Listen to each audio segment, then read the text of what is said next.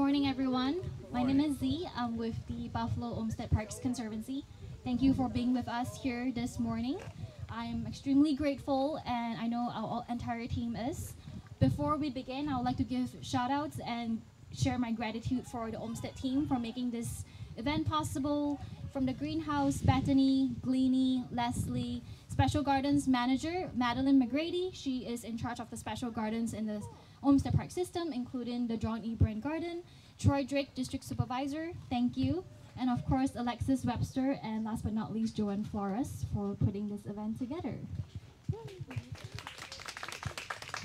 Did I miss anyone out? Okay, thank you. And without further ado, please join me in welcoming Joann Flores to say a few words. Thank you, Z. Hi, and good morning, everyone. Yes, my name is Joann Flores. I'm the gift coordinator at the Buffalo Olmsted Parks Conservancy. This is my first ever bench dedication, and I am so thrilled to see the outcome of families coming together and sharing this emotional moment. And I'm genuinely very happy and thrilled to see you all here today. I am so thankful to know Christine Parker in this sense. I have not met her, but I think she's very inspirational. She went to school when she was 50, and I think that is amazing to know that she went out of her comfort and brought attention to John E. Brent. And I think today she deserves that credit. So that's why I decided to do the bench closest to John E. Brent's red bud tree that's on the other side to symbolize the closeness and their commitment to bringing each other and promoting each other. And I'd like to welcome Brother Bell to say a couple of words and a prayer. Thank you very much. Thank you. Let's say good morning, everybody. Good morning. What a pleasure it is to be here. Brother Bell is going to give you two quick things. I'm going to take about 5-6 minutes of your time to share some things with you I think that will interest you and remind you of how important some people are in our community that we don't always recognize. Brother Bell's got a law he read to people when they came to Buffalo State College to see me when I was in the planning department. It's called Bell's Law. If you can remember this, this is something that can have an effect on you and the rest of your life. It says 3 things: the relationships you form, the decisions you make, and the actions you take. If you think about that, all the world is involved about relationships. It's a mess now, but with the hope and the master that I have, he's gonna straighten it out. All we got to do is have enough faith in what is going on and believe it. Now I'm going to carry you through a quick journey. I don't know where all of a sudden I got that bad throat. The devil's at work 24 hours a day. There are 4 things that are really precious about this morning on which Christine and Castro Parker is an important part, almost like the period at the end of a sentence. The first things I remember about this park, which makes it such a great place for her to have a bench, that if she was here, she could sit on that bench, look out into this beautiful field and all this flowers and stuff that I didn't even know was here. And I'm born and raised in Buffalo. If somebody had said Brent Garden, I'd say, who is that and where is that? So the first thing I remember about this that was important to me, that this is a Frederick Law Olmsted Park design. For those of you that don't know who I am or what I'm talking about, you need to get a book and just look it up. Frederick Law Olmsted was probably one of the most famous known park design architects that ever lived. His most famous one is the Central Park in New York City. But when he came to Buffalo and he laid out the design for Humboldt Parkway that took us from here all the way to Delaware Park without stopping. And then you couldn't drive in Delaware Park. You had to take a right turn and go down to get into the zoo. Y'all don't remember that, but Brother Bell remembers that, and that the fare on that streetcar was 3 cents. You got 3 for a quarter. They were 8 1/3 cents each. I know I'm talking to some people who know what I'm talking about, Otherwise, you guys, the others of you just have to do some more homework. That's what makes us famous. And the fact that when he finished that design, very quickly, they named Buffalo as one of the most easy cities to move around in and know how and where to go in speed time. Almost in the world. Y'all didn't know that. They're trying to straighten up something they never can. I'm going to leave that alone for a minute. Trying to put us back together. When they cut that, it'll never be together. Okay. The second thing that makes this park famous, enough of y'all may appreciate, is that this is named Dr. Martin Luther King Jr. Park. It is the only park that Frederick Law Olmsted designed that's got a name, a person on it. That's significant. And the fact that Brother Bell was involved in the construction of a monument to him after doing 30 years of trying to perpetuate his memory. Some of y'all may remember Shays Buffalo and Kleinhand's Music Hall and some of the things that Brother Bell was fortunate enough to be involved in. And that makes this also famous. The fact that that monument is the second largest monument in the United States of America to contribute toward Dr. King makes it significant. And that it is here in the heart of the African American community, just like the Science Museum is. We don't use it enough, but it's here for our use. John Brent, that is being recognized today mostly because of the work of Sister Parker. And I'll get into that just 1 minute because I got 4 minutes to go. I see people out there looking at the wristwatch, so I'm going to slow down. And that is, John Brent was, of course, the architect of the Michigan Avenue YMCA.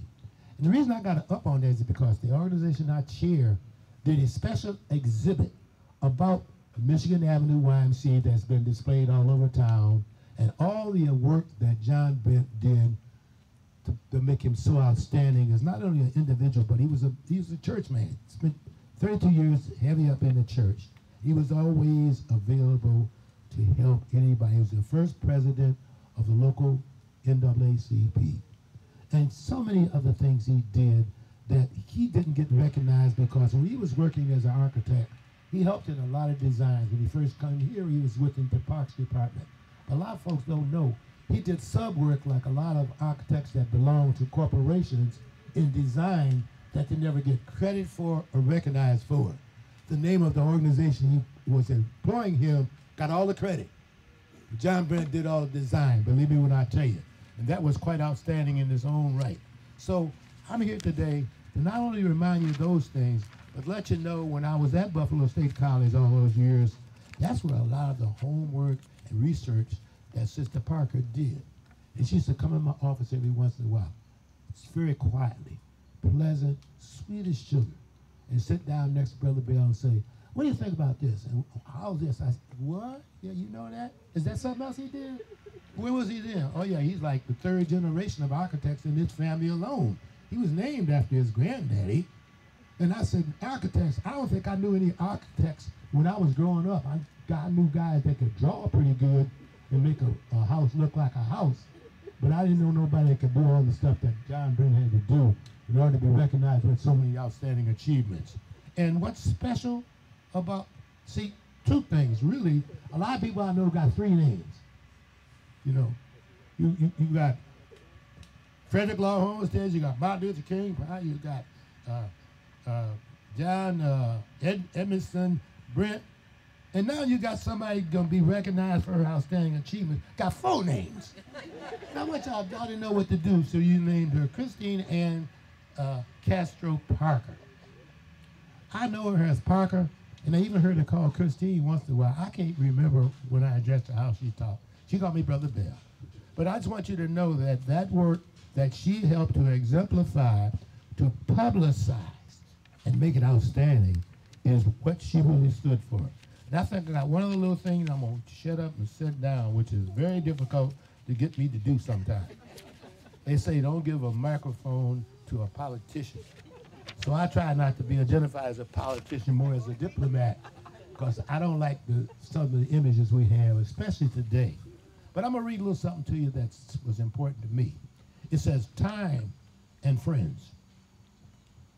Imagine that you were a bank that credits your account each morning with $86,400.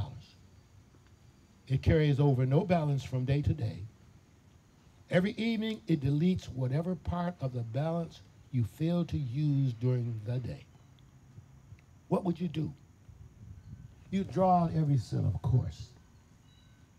Each of us has such a bank. Its name is time. Every morning, it credits you with 86,400 seconds. Every night, it writes off whatever time you have failed to invest in a good purpose. It carries no balance. It allows no overdrafts. Each day it comes in a new account for you. Each night it burns the remains of the day. If you fail to use the day's deposit, the loss is yours. There is no going back. There is no drawing against tomorrow. You must live in the present of today's deposits. Invest it. So as we get from it utmost of health, happiness, and success. The clock is running. Make the most of today. To realize the value of 1 year, ask a student who failed a grade. To realize the value of 1 month, ask a mother who gave birth to a premature baby. To realize the value of 1 week, ask the editor of a weekly newspaper. To realize the value of 1 hour, ask lovers who are waiting to meet. To realize the value of 1 minute, ask a person who missed a train or a plane. To realize the value of 1 second, ask a person who just avoided an accident. To realize the value of 1 millisecond, ask the person who won a silver medal in the Olympics. So treasure each moment that you have, and treasure it most because you shared it with someone special, like Sister Christine and Castro Parker.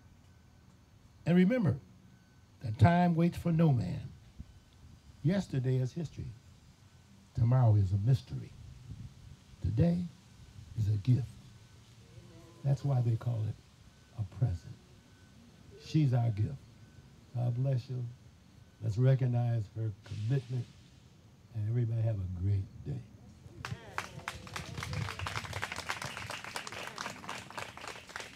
Who's next on this program? Thank you, Brother Bell.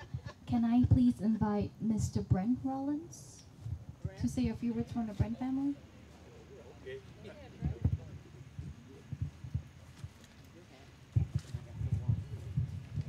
Greetings, everyone. Peace and love. I'd like to ask my sisters and perhaps my niece to join me. This is my sister Jennifer McGriff, Janessa Robinson, and Kathleen McGriff. Say hi. Hello. Good morning. Oh, we're so sorry. Okay. Yes, my sister had something that she'd like to present before we get started. Would you like to say a few words? I would. Okay. If I can get them up on my phone here. So, I can, hold on 1 second. On behalf of the Brent family, Descendants, that's us, we are profoundly grateful to have this opportunity to recognize and celebrate Krystle and Castro Parker. Krystle came into our lives in 2015 or thereabouts as seeking information to support her master's thesis, which focused on our great uncle, John E. Brent. Thus began a journey of discovery for all of us. We three, and 4, we'll count Kathleen in this, but we 3 siblings, let's see. We 3 siblings had well, I'll just move on for that. Uncle John, that's who we called him, Uncle John. And he and his wife, Neaton C. Cook, were sort of like surrogate grandparents to us. They taught us so much about life, and they were always encouraging to us to be our best selves and to contribute to the community. And we never knew the scope of Uncle John's impact and the skills that he had within the community. He was so just modest, I guess you would say, and never told us what he did. We knew he was an architect. We didn't know. What did that mean? We knew he had a big desk and he drew pictures on it, and that was pretty much what we knew. And then came Christy Parker. We met Christine Parker around the year of 2013 or so. Some of the people in attendance here turned us on to her. They gave her our information so that she could contact us. She had heard about her Uncle John, and she was wanting to make a study of his works. And she did an excellent job at it, based upon her forebears, such as Mr. Bell and many others around here, whose all names I can't mention. If I don't mention your name, I'm so sorry. But a lot of people contributed to that, what she understood about John E. Brent, our great uncle. Now, the thing about Christine Parker, in my estimation, we talked about Mr. Brent quite a bit here. You did an excellent job, Mr. Bell, but I'm going to address Christine. And I see Mr. Kenney over there. I think he has something to say also, correct? A little bit. Okay, well, we only have a couple minutes here, so I understand. So I'll get right to the point. Christine, to me, I encountered her as a very lovely, warm, generous, and kind person. All right, and she was extremely smart, dedicated, and intelligent. She seemed to be on a quest to fulfill this mission. Unfortunately, she was not able to complete it, but she went so far, as my sister Janessa so plainly said, in enlightening us to things that we did not know of our Uncle John. Uncle John, briefly, he was just Uncle John to us. The guy, he took the place of our grandfather. That's the type of relationship we had, all right? And Christine, she came into our lives and explained a whole lot of other things to us about him, more about his works, his meaning in the community, the larger community. But again, I'm trying to keep this brief, but there's so much that I'm saying. I could go on and on, Right. you know. But I'm going to do that because I know time is limited. But I would like to say I appreciate everyone that we see here in our company. I appreciate the whole staff of the Conservancy, from the groundkeepers to the administration and all the attendees, everyone that showed up for this event. And I'm going to get off this and pass it to someone else who would like to be used. Yes. I could talk for a while about the personal relationship that I had with Chrissy. We spent hours talking on the phone. Man, I got to know her so well. She's such a warm and generous person. But I do want to, I'm looking at a lady over there, my sister-in-law, Velma Ferguson. I have to recognize her. Can you hear me? Yes, okay. Well, she really started the whole thing off for us. Thank you, thank you, thank you. Velma happened to be reading the paper one day, and she saw that the Michigan Avenue corridor was having a meeting, and they were looking for descendants of the Brent family. She called me, and she said, they're looking for people that are related to your Uncle John. So we went to the meeting, we met with people there. I think it was Everett Fly, Karen Stanley Fleming, and that's how everything happened. And after that, Christine called us and notified us, and everything happened from there. So I wanted to shout out to Velma Ferguson. Thank you so much. And Kenneth, your mother was a lovely person. We appreciate her so much, and I do miss her. I'm just so sorry she didn't live to see all of this. It was very gratifying. Hello, I'm Kathleen McGriff Powers, and first of all, I'd like to ask permission from the elders here to speak. Shane. Thank you. I want to thank Chrissy for giving me the ability to pass on. I mean, I always heard stories about my great Uncle John from these three individuals beside me, but now, thanks to Chrissy, I'm able to pass on that information dedication with physical evidence. This place right here, the billboard, or the mural down by the zoo, to my children and my grandchildren. They have something to point to and say, this is where I came from. So thank you. Thank you, Mother.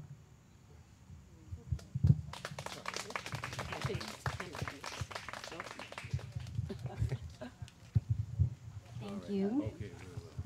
And of course, finally, Mr. Kenneth Parker.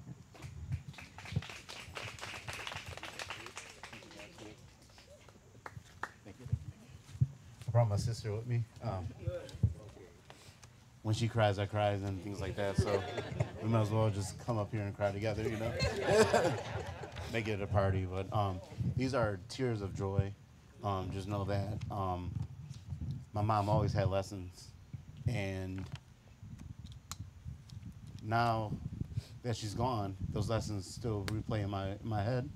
And I know that, you know, everything that she meant to you guys here, I guarantee you probably have that one conversation that you love, that you put that little star on and you play it back in your memory and smile. So today is one of those days. So if you're crying, just know that she loves you guys and this is a beautiful day. And thank you for every speaker that spoke on Mom. And just a few things that I'm thinking about her right now that I wrote down. But when Krystle spoke to me a few minutes ago, she said, you know, Mom loved the movie Secret Garden. And so that's when the tears started. So that was her favorite movie. I remember Grandma took us to Secret Garden to see it. And this is basically a Secret Garden to the T. Last year when I saw me and my aunt became a witness on the plaque for Johnny Brent Garden, we were like, what in the world? Like where is, like, it's hidden, you know? And just to come see it again is like totally different. So the transformation each and every season is going to continue to blossom even more, you know? And my mom loved flowers, so this is just up her alley. So I just love to thank everyone that came out today, from friends to personal relationships to professors to just being a resident of the city. She loved Buffalo. She moved away from Buffalo and went to Philadelphia to start a career in Penn State. And then she came back. And Brother Bell said something remarkable. He said time. And Mom, she had her time. And she told us personally, it's about your journey. So, you know, every preacher will have like a message and before everybody leaves out. So I just want to share that with you. It was about your journey. And when Mom was passing away at hospice, she basically told me it's about your journey. So we have a legacy to fulfill for my mom, and this is just a start. And I just love to thank the family of Johnny Brent for my mom able to see that treasure and to grab a hold of it and ran with it. And I think I have something that she wanted. We put something on her gravestone. We said, we basically said, yeah, we have work to do. So on her tombstone it says, I have work to do. So I just want to let you guys know that we have work to do. So whatever you want to do in life, whatever you love to do, that doesn't make you angry or upset, do it. You know, and you can definitely see the work of this garden. And whoever is doing the garden is doing beautiful, amazing work. And you keep on doing it because today I'm so excited, I'm happy, and you know I'm proud of my mother. You know, I'm really proud of my mother. You know, Kanye West said, you know, my mom has so many degrees. Well, my mom has so many degrees. You know, and I'm like, how did I have a relationship with my mother when she having all these conversations with people about about Johnny Brent and other things that she basically had on her notepad, willing to do. So I just want to thank everyone. If I didn't even Reverend Hope, I appreciate you. and I appreciate you, Miss Sandy White, and Mrs. Kennedy. Great friends. If I miss anybody out, I apologize, but I'm just ecstatic. One last thing. My mom always wanted me to do something, either from shoveling snow to starting her car, grocery store, and I think I became more important when when I got older, because I went from there to basically someone playing the older John E. Brent. I did not want to do it. I did not want to do it. Like every day, she would call me and say, "Hey Ken, just come on." Like a friend, my wife, she would tell you, just the conversations would be like 2 or 3 times a day, just like. So I was like, you know what? Okay, I do it. I do it. But you know what? That documentary is just like this garden is going to be. Is it going to be something that I can just play? I can see my mother smile. I can see how she looked, how she spoke, and just like this garden, I can come here any season, even in the winter. I want to come over here, and I'm just gonna just sit there on that bench and just think about her and my daughters, Kennedy and Malia, like the John Brent's family said that it's something that I can pass on to my family and my nephew and things like that. So I just love everyone. Thank you so much for making this possible. God bless. You want to say anything? It's so beautiful. Yeah, 1 minute. Okay, it's so beautiful to see everybody here, family and friends, everyone that supported Mom in some way, in some fashion. You poured into her. Everybody that's here, there's a piece of her in you. You planted a seed. And Mom would always talk about precious gems. You're precious gems to her.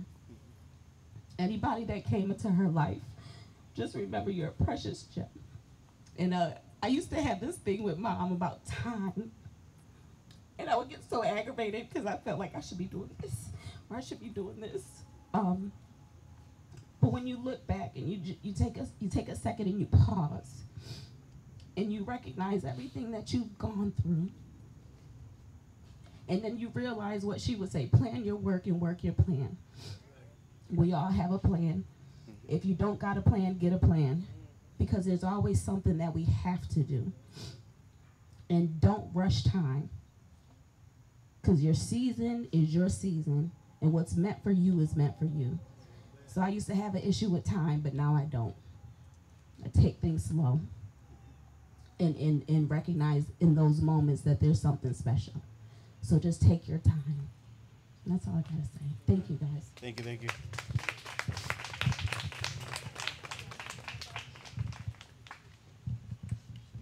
Thank you so much. Appreciate you. Thank you, everyone. Anyone else have any things to say or share?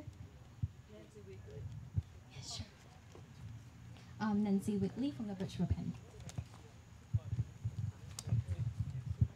Krystle was a phenomenal woman, a non-traditional student of mine, starting as an undergraduate, and she became my graduate student. And I got her involved by saying, I have this project that I think you would like to do. And it's about investigating this architect, John E. Brent, Buffalo's first African-American architect. And she just put her whole life and soul into investigating him, working with me to create an exhibition at the Burchfield Penney Art Center. I'm just so proud of what she accomplished. And then it went on from there. It didn't stop with that exhibition. She kept investigating, and I'm so happy that we have this John E. Brent garden, part of the Martin Luther King Jr. Park, and now this bench to be dedicated in her honor. So thank you for letting me stand up here and join all the rest of you in praising her accomplishments, because it comes from the heart.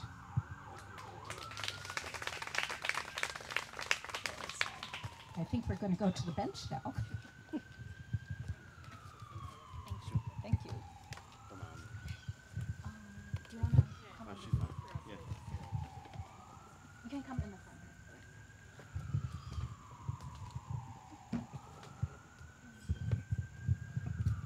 just a moment. I just want to let you know that I'm Christine's mother. And I'm an old Buffalonian, and she was a Buffalonian. My mother was a Buffalonian. My mother was Stephanie Martinez Barrios, and she was a blazer in the East Side and raised a Puerto Rican community culture house, and it was so beautiful. And Christine, she was a child that when she was a baby, she got out of her crib at 11 months old and opened the door, walked down the street, and the neighbors found her and they brought her to me. And they said, "Is this your daughter?" And I said, "She is my daughter. How'd she get out this house?" And do you not know she did it again? And somebody, my husband and I was just always amazed with her. And we always let her have her way with doing things. She was always a teacher. She was a 3-year-old child, 2-year-old child. She would just organize in her bedroom papers and stamps, and she would ask me for the envelopes when people would drop off mail at the house, and she had crayons and colored pencils, and she'd organize everything. And when the children, my other children began to be born, she would organize them and had them all sitting up there, and they were sitting up there with students to her, and she was just organizing and organizing. She was their teacher, you know, and she was just that kind of a child, very inventive, very inquisitive, and I just thank God for how the Lord just gave me to know, just let her go, just let her do. And when I would start different churches, I started 2 different churches in Buffalo, and she was right there in the youth group, young woman, young girl, organizing. She had as many as 300 children at St. Andrew's AME Church here in Buffalo. And then she had an afternoon program that she had all kinds of food and entertainment and all kind of games and everything for the children, a bowling alley. And she just went gun-ho. And she was a young woman, had her children. She started having her children. But even after she started having her children, she still wanted to fly. And I let her fly. I let her fly. I let her run. I let her skip. I let her hop. I let her crawl. Whichever way she wanted to go, I let her do it. And I thank God, because when she went on to college, then she really started to fly. And she found her way in investing her time and her talents. And a beautiful woman, Professor, amen. She just loved talking about her teachers. And I thank you for letting her fly. Because this morning she's flying all around here. She's flying. And she's looking down at each and every one of us. God bless you, Miss Kennedy. I love you. I love Mrs. Kennedy. Amen. God bless each and every one of you.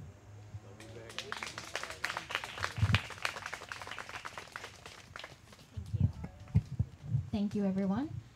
Before you leave, we would love to take photos by Christine's bench. So I will be over there taking some photos. If you would like to take a photo, please come over. And thank you all for being here. We're very honored to be able to celebrate this moment with you. Thank you.